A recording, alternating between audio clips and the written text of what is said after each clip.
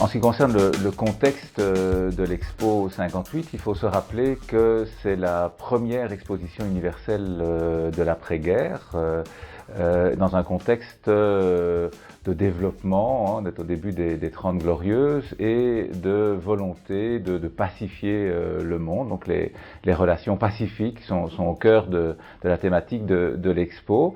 Et donc on envisage grâce aux moyens technologiques qui sont à disposition, des voyages interplanétaires, avec le Spoutnik et le clou du pavillon russe, mais aussi planétaire. Le voyage devient à portée de main grâce à l'automobile. Le pavillon français expose en son centre la DS-19, le nom est évidemment emblématique, et c'est le rêve pour toutes ces générations de l'après-guerre de penser que les frontières vont s'ouvrir et qu'on va pouvoir voyager à sa guise. L'Expo 58 va être l'occasion de transformations profondes de Bruxelles pour l'adapter à l'automobile. Mais ces transformations vont s'inscrire dans une certaine continuité. C'est l'historien Christophe Loire qui a montré que le processus de ségrégation modale de l'espace public était à l'œuvre depuis le début du XIXe siècle, avec d'abord la mise en place, l'aménagement de promenades pour les piétons, la création de trottoirs, et puis progressivement, avec l'arrivée des modes de déplacement mécanique dans la ville, la confrontation, la concurrence entre les différents modes dans l'espace public. Et avant-guerre déjà, on se plaignait de la circulation croissante et des problèmes liés à cette circulation. Et c'est ainsi qu'en 1936, il y a deux textes de loi qui vont être adoptés en Belgique.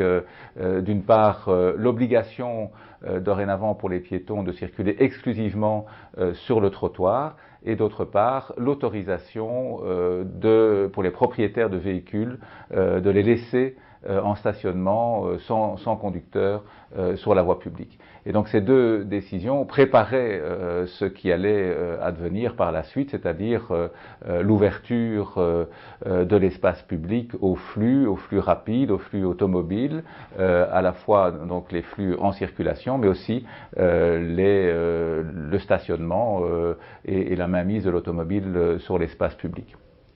Un deuxième élément important, c'est le développement d'une nouvelle science, la science du trafic, le traffic engineering, qui s'était développé dans l'entre-deux-guerres aux États-Unis, et qu'un haut fonctionnaire belge, le directeur général du ministère des Travaux publics, Henri Ondermark, est allé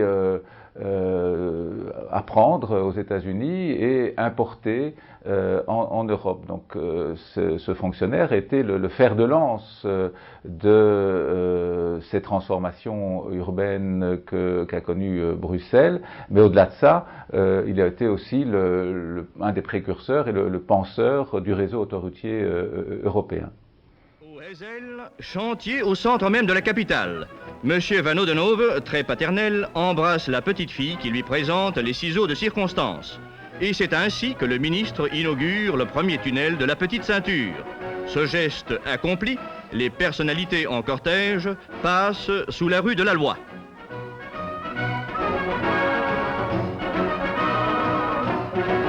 C'est au bourgmestre de Bruxelles, M. Koremans, qu'il appartient de couper le ruban qui barre la sortie de l'ouvrage d'art. Les spectateurs qui surveillaient la scène ont dû se dire « et de un ».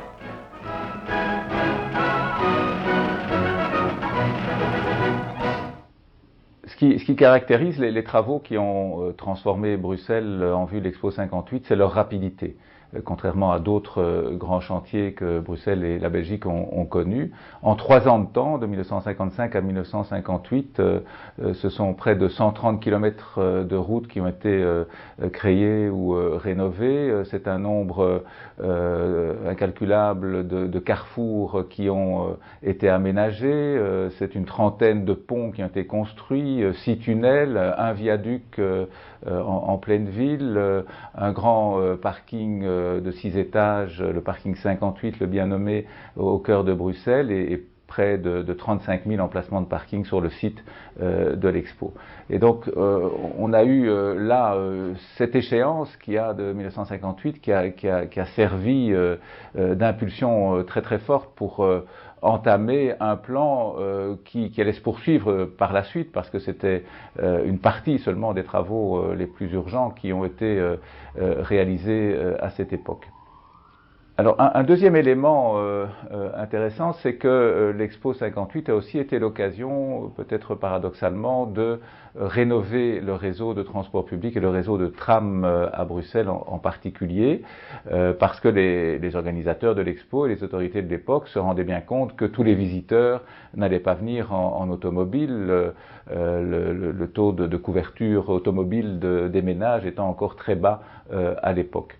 Et donc c'est un élément qui explique pourquoi Bruxelles ne s'est pas défait de son réseau de tramway à l'époque, contrairement à beaucoup d'autres villes en Europe, et a continué à percevoir le tramway, le transport public de surface, comme à la fois une nécessité, mais aussi un handicap par rapport à la fluidité, la fluidification du trafic automobile.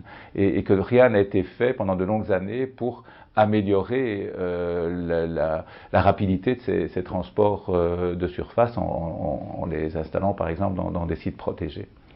Le contexte de l'Expo 58 était celui de la ville fonctionnelle, de la charte d'Athènes, avec la séparation des fonctions dans la ville, et le développement de la fonction tertiaire, de l'emploi tertiaire, avec la perspective de faire de Bruxelles une grande capitale internationale. Les autorités se préparaient à défendre la candidature de Bruxelles comme siège des principales institutions de l'Union, plus tard de l'OTAN et d'autres institutions également. Et donc beaucoup de grands travaux de l'époque ont visé la transformation de la ville et du cœur de la ville en un espace de travail, un espace de bureau, un grand projet qui a vu le jour à peu près à la même époque, un tout petit peu après l'Expo 58, c'est la transformation du quartier nord, le plan Manhattan,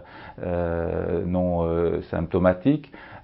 Et donc les projets de vitesse, de grande vitesse, les projets autoroutiers s'incarnaient très concrètement dans ces grands projets urbains, puisque dans ce quartier nord devaient se croiser les autoroutes venant du nord de l'Europe et censées relier le sud, et de même que l'autoroute est-ouest venant d'Ostende et allant en Allemagne. Alors ces transformations ont conduit au développement, comme dans beaucoup de villes à l'époque, de la périurbanisation, puisque le centre-ville était dévalorisé, en tout cas dévalorisé pour ce qui concerne l'habitat. Il était censé devenir simplement un lieu d'affaires et un lieu de commerce, et la périurbanisation qui s'était engagée déjà au XIXe siècle à Bruxelles pour les catégories, les classes moyennes et supérieures, s'est amplifiée à partir de ce moment-là. Donc, une des grandes réalisations de l'Expo 58, c'était la construction du viaduc sur le boulevard Léopold II qui mène à la basilique de Kuckelberg et au-delà à la mer du Nord. Donc on l'appelait le viaduc de la mer, justement, qui permettait aux automobilistes de passer une journée à la plage.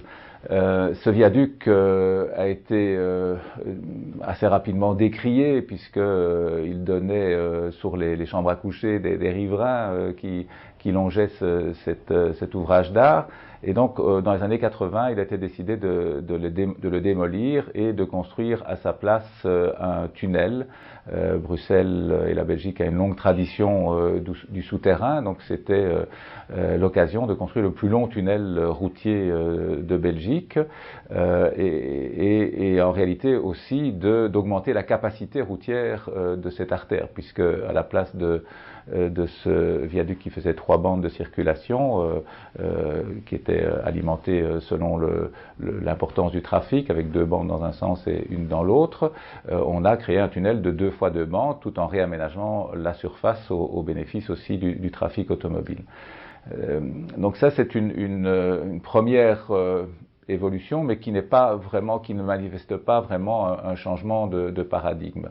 La destruction récente du viaduc Reyers s'inscrit sans doute davantage dans un changement de conception de l'aménagement de l'espace urbain, l'espace public urbain, dans la mesure où cette destruction ne s'est pas accompagnée de la décision, ou au contraire a conduit à la décision de renoncer au creusement d'un nouveau tunnel. Donc la capacité routière sera réduite à cet endroit et la surface sera aménagée en boulevard urbain, selon cette logique néanmoins de ségrégation modale, où il y aura un espace pour les piétons, un espace pour les cyclistes, un espace pour les voitures.